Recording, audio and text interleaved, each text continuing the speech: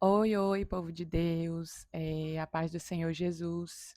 Sejam todos bem-vindos aqui no canal e a mais uma reflexão, né? A mais uma reflexão da palavra do Senhor.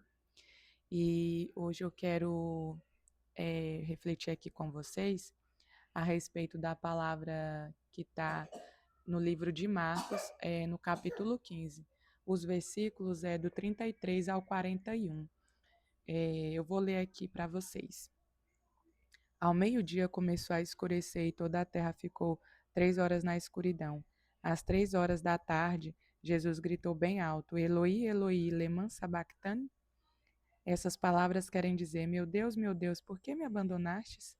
Algumas pessoas que estavam ali ouviram isso e disseram: Escutem, ele está chamando Elias. Alguém correu e molhou uma esponja em vinho comum, pôs na ponta de um bastão, deu para Jesus beber e disse: Esperem, vamos ver se Elias vem tirá-lo da cruz. Aí Jesus deu um grito forte e morreu.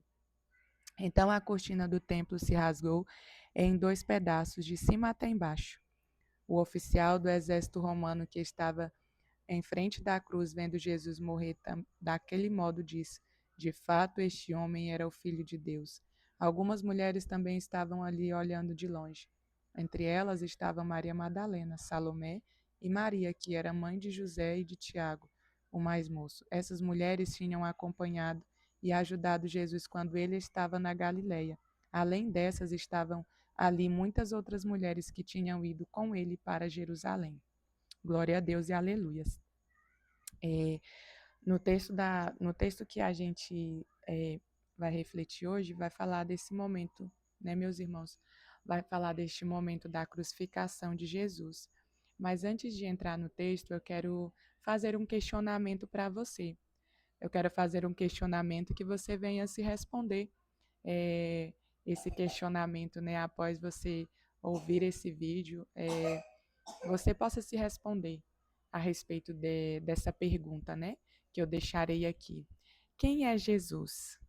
Quem é Jesus para você? E aí,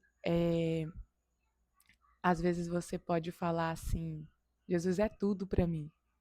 Ah, Luana, Jesus é o motivo de eu estar aqui de pé, né? E a sua resposta é válida. E eu quero aqui fazer umas considerações mediante a palavra, né? Respondendo a essa pergunta mediante a palavra de Deus. E a palavra de Deus vai falar em Isaías capítulo 9, versículo 6, vai dizer que Jesus é o príncipe da paz. No Evangelho de João, no capítulo 1 e o versículo 29, vai dizer que ele é o Cordeiro de Deus. Em Apocalipse capítulo 5, versículo 5, vai dizer que ele é o leão da tribo de Judá. E em Apocalipse 5 também, versículo 5, vai dizer que ele é a raiz de Davi. Aleluias.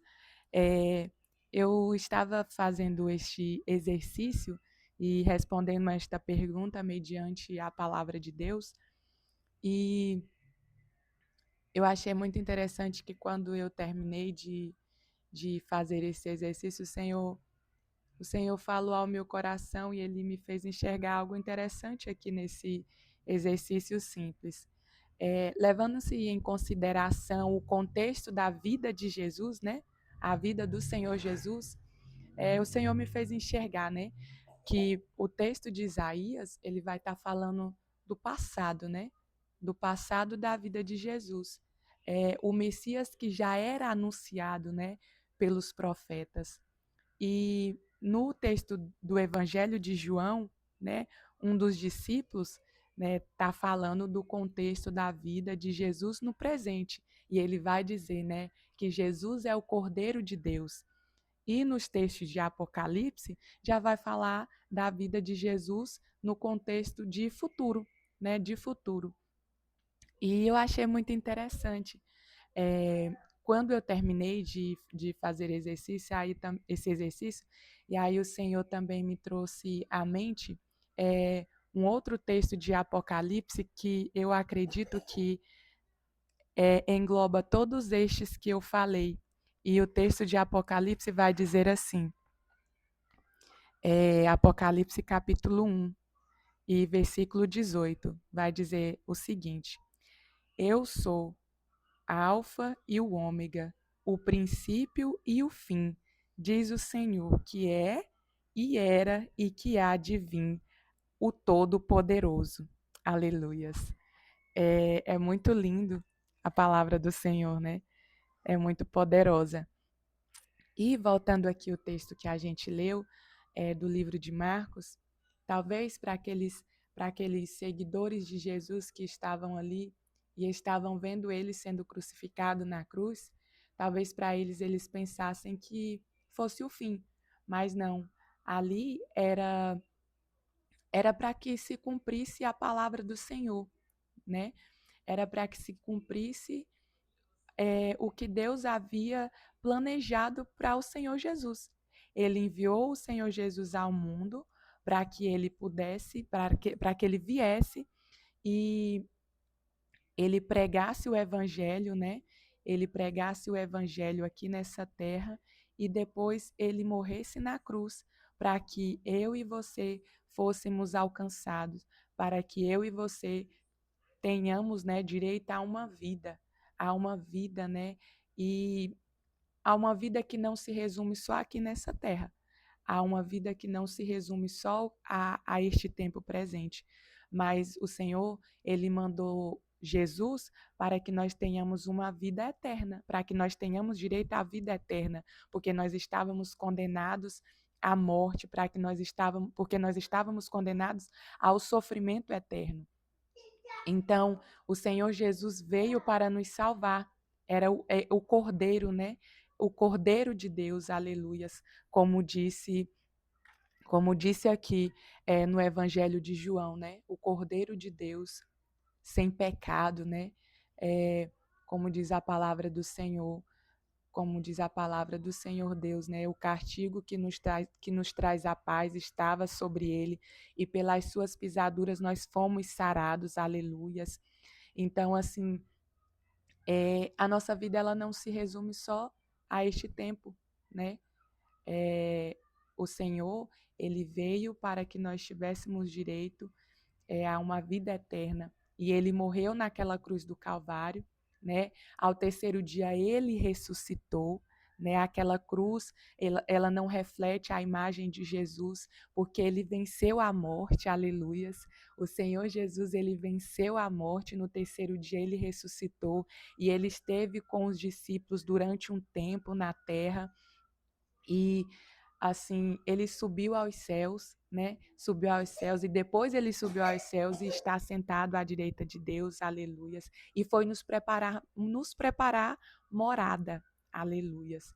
E assim, talvez para aquelas pessoas que estavam ali, aquele momento na cruz, fosse um momento que teria que na cabeça deles talvez, né? Agora não tem mais o que fazer, né? O que é que nós vamos fazer? Mas era para que se cumprisse a palavra do Senhor. E o Senhor, ele quer nos dar uma vida. E a palavra de Deus fala que o Senhor Jesus, ele veio para que nós tenhamos uma vida e uma vida com abundância. Então, enquanto o Senhor Jesus não vem, ele quer que nós tenhamos uma vida abundante. Ele quer que nós tenhamos uma vida plena. Ah, Luana, isso quer dizer então que nós vamos ter uma vida perfeita? Não, não, não é isso. Seguir a Jesus não é que nós vamos ter uma vida perfeita. Seguir a Jesus, nós não estamos isentos de passar por sofrimentos. Só que quando nós caminhamos com Jesus, quando nós aceitamos Ele como nosso único e suficiente Salvador, Ele segura nas nossas mãos.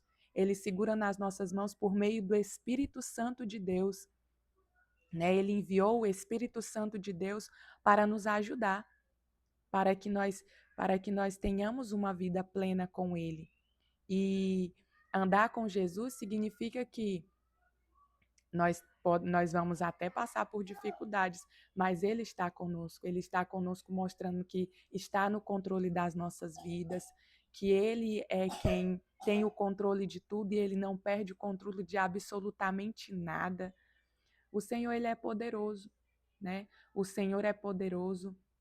Ele veio, ele morreu por cada um de nós, mas ele subiu aos céus. O Senhor, ele não é aquele reflexo daquele Jesus na cruz do Calvário, não, ele venceu a morte, né? E se ele venceu a morte, nós temos direito a uma vida plena com ele.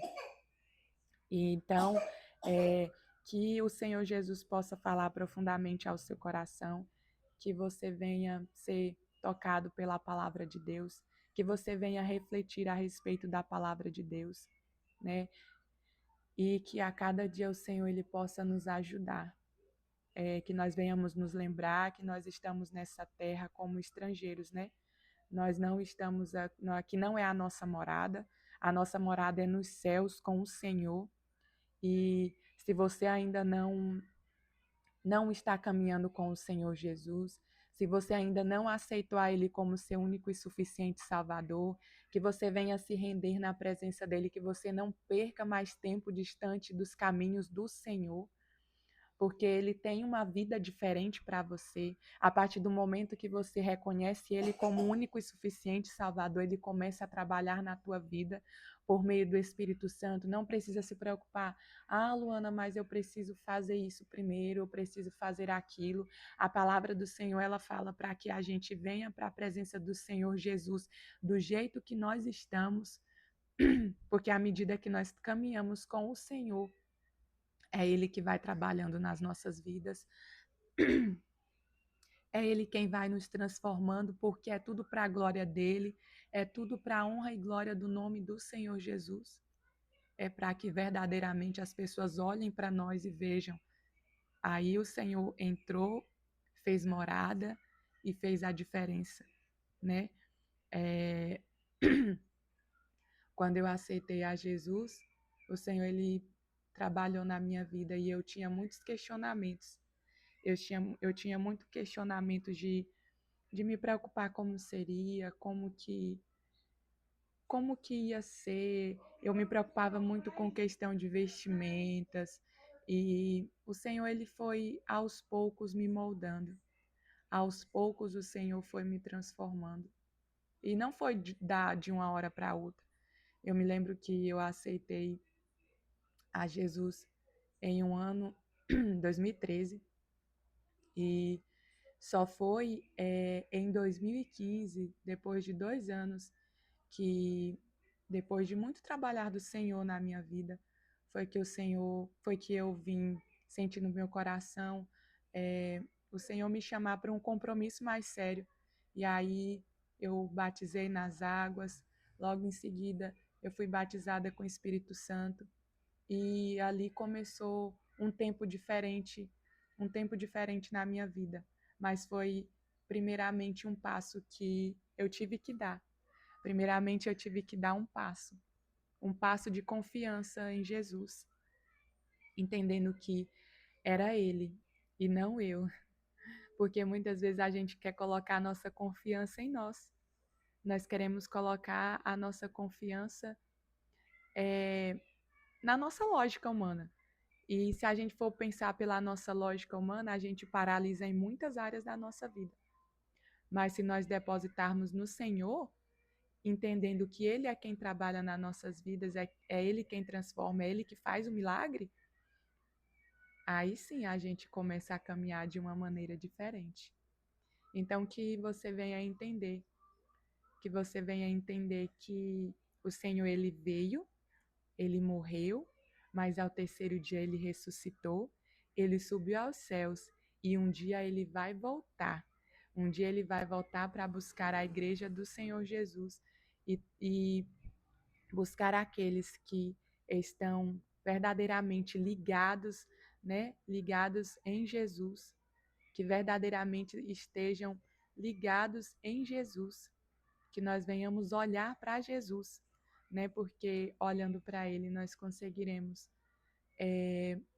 dar um passo de fé a cada dia, porque só Ele foi perfeito, só Ele passou por este mundo sem nenhum pecado. Só o Senhor Jesus é perfeito. Então, que nós não venhamos olhar nem para a direita, nem para a esquerda. Às vezes, por muito tempo, eu fui uma que falava assim, eu não vou ser crente, porque fulano de tal é crente e olha o jeito que é. Mas um dia eu estava na igreja e um irmão pregou uma palavra e falou muito ao meu coração. E ele falava assim que a gente não pode ser crente olhando para o próximo, a gente não pode ser crente olhando às vezes para um amigo, para o esposo, para o filho, para a esposa. A gente tem que ser crente olhando para Jesus, porque nós aqui nessa terra somos pecadores e somos falhos. Então, quando nós colocamos a nossa confiança no homem, nós tendenciamos a nos decepcionar. Mas se nós depositamos inteiramente a nossa confiança em Jesus, Ele é a resposta para todos os nossos questionamentos. Ele é a resposta para todos os nossos questionamentos. E mais uma vez eu quero deixar para você o texto de Apocalipse, capítulo 1, versículo 8, que diz: Eu sou o Alfa e o Ômega, o princípio e o fim, diz o Senhor, que é e era e que há de vir, o Todo-Poderoso. O Senhor Jesus é poderoso. Então, que essa palavra fale ao seu coração, que você seja alcançado por Jesus e que Jesus venha transformar a sua vida. Um grande abraço e fiquem todos com Deus.